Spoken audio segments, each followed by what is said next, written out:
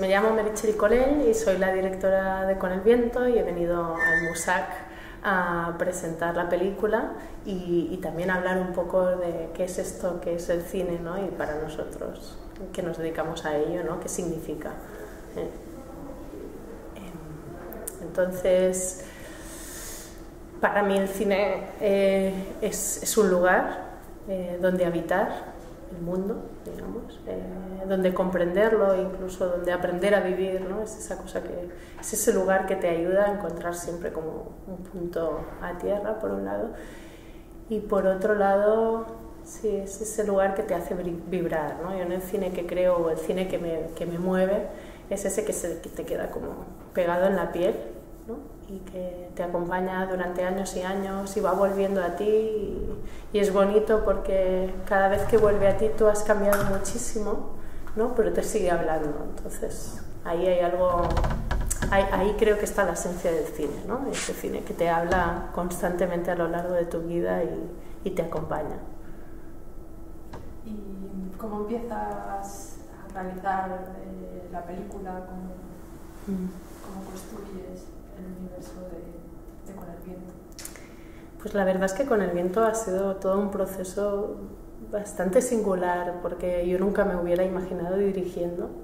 De hecho, le tenía bastante pánico al hecho de dirigir y ha venido más por una necesidad de contar, ¿no? Entonces fue un proceso muy largo de escritura donde se aunaron como varios materiales, ¿no? Al final uno cuando escribe cine escribe desde muchos lugares, como un mapa visual, conceptual de ideas. Entonces, por un lado, se construyó desde el acercamiento al espacio y a las personas del pueblo de mi familia materna y especialmente a mi abuela, y en ese acercamiento, sí, al día a día, a una reconstrucción de la vida cotidiana, ¿no? De ese pequeño gesto, intentar registrar cada pequeño gesto que está ahí, también por la conciencia de que va a desaparecer en un futuro inminente. Y por otro lado también se construye de toda una serie de estados emocionales que no sabes muy bien cómo definir, pero que están ahí. Es algo que no tiene forma y poco a poco, a través de imágenes, de sonidos, de sensaciones, le vas encontrando un espacio. Y se construye también desde el deseo de homenajear a esos cineastas que te vienen acompañando desde que eres pequeño. Y por último también se construye desde ese deseo de intentar construir vínculos entre las artes, ¿no? Como pueden ser la danza, el cine y la vida. Encontrar ahí qué puntos de unión hay entre todos esos terrenos que al final me mueven mucho, ¿no? Y que a través del cine, ¿no? ver cómo relacionándolos puedo encontrar algo que tiene que ver conmigo y tiene que ver con una cosmovisión y que después de hacerse la película se va a convertir en otra cosa, ¿no? ¿Y qué papel juegan aquí los personajes que eliges para la película? Pues para mí era fundamental que las dos actrices protagonistas tuvieran mucho que ver con los personajes que de alguna forma había imaginado, ¿no? Que ellas, por su experiencia, pudieran transitar lugares parecidos a los que van a pasar los personajes. Por mucho que sus vidas sean distintas, no se trataba tanto de basarse en hechos reales o en una película autobiográfica, sino que pudieran conectar con esas situaciones emocionales concretas. Y por eso fue fundamental trabajar con dos personas, ¿no? Mónica García y Concha Canal, que no es que tengan que actuar, sino que visten un cuerpo que es el mismo cuerpo de los personajes, y eso me parecía fundamental. Al final, una película que lo que pretende es estar basada como en sensaciones o donde la sensación está en el centro, es fundamental que los cuerpos que encarnen esas situaciones sean reales, o sea, no estén actuando, ¿no? Lo que se entiende por actuar. ¿Y qué relación tienen luego esos personajes con la naturaleza que les rodea y también con los espacios? Sí, claro, cuando empecé a pensar qué es lo que estaba en el centro, que era lo esencial de la película, era dar forma a una transformación interior, ¿no? y a una transformación en la forma de relacionarse con el mundo de la protagonista, y eso evidentemente cambia todo, ¿no? También los otros puntos de vista. En este sentido era como muy clave pensar qué pasaba con el dispositivo fílmico, ¿no? La relación entre la cámara y lo que filmaba, también pensar en cómo se movían los personajes y demás, pero también el paisaje y cómo se va transformando a lo largo de las estaciones. Entonces hay ahí una correspondencia entre interior y exterior, ¿no? Siempre digo, un rostro es un paisaje interior y la naturaleza es un paisaje que se dice muchas...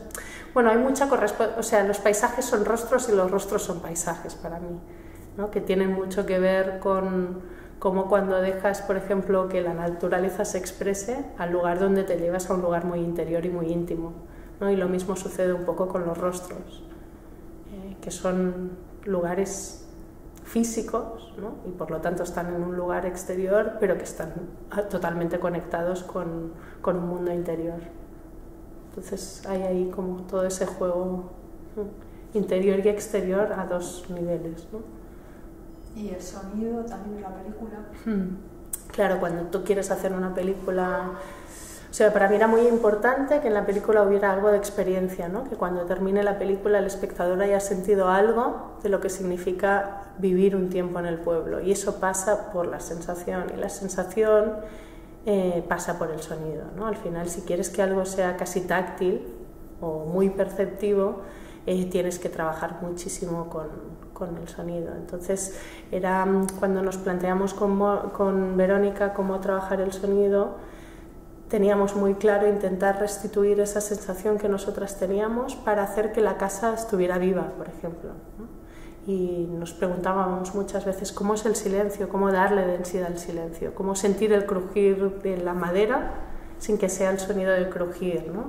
Entonces, en este sentido, Vero hizo un trabajo extraordinario de captación de sonido. Tenemos como 100 horas de material del tipo 12 tipos de lumbres, ¿no? Según cómo suenan el fuego, si más intensamente, menos, ¿no? Y así, con todo de texturas, trabajamos con la textura sonora para que también la transformación, ¿no? Esta interior también sea una transformación sonora, y de hecho la casa se va impregnando poco a poco de ese viento exterior, ¿no?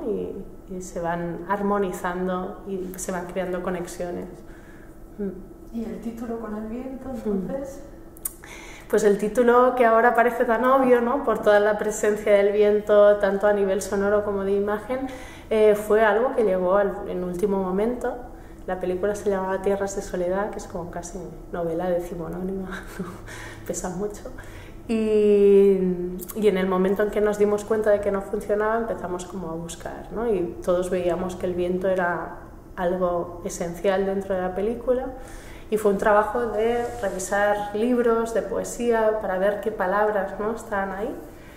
Y un día encontré el libro de Abbas Kiarostami, que se llama Con el viento, y que tiene una poesía concretamente que tiene mucho que ver con la película, ¿no? Que habla bueno, con el viento llegaré el primer día de verano y el viento me llevará el último día de otoño, ¿no? Y yo cuando lo leí fue como, wow, es tal cual, ¿no? Ese personaje llega con el viento y se la llevará el viento de alguna forma, ¿no? No se sabe dónde. Entonces me pareció súper bonito. La resonancia, ¿no? ¿Y nos puedes adelantar así un poco lo que estás trabajando ahora? Sí, ahora mismo estoy trabajando en unas correspondencias filmadas que se llaman Cartas Transoceánicas, y es un largometraje donde con una amiga cineasta que vive en Buenos Aires nos vamos enviando cartas, ¿no? Y es intentar el deseo de seguir haciendo cine juntas a través del océano, ¿no? Compartiendo vida, experiencia, amor por el cine, todo eso que forma parte de nuestra cotidianidad, y también de encontrar esos lazos, ¿no? De seguir tejiendo esos lazos y que la distancia no los agriete. Y luego estamos también preparando un segundo largo de ficción donde recuperamos al personaje de Mónica, de Con el viento, 9 meses después de que llegue a Argentina. Entonces es una road movie por el noroeste de Argentina, cruzando toda la Puna a 4.000 metros de altitud, y es una suerte de homenaje a Viaggio in Italia de Rossellini. Entonces seguirá una pareja de coreógrafos que entra en crisis durante una gira de danza contemporánea. Entra en crisis de proyecto, entra en crisis de pareja, hasta que se quedan tirados en medio del desierto. De ahí pues vuelve la transformación, ¿no? Es un espacio de muerte, de renacimiento, en cierto modo.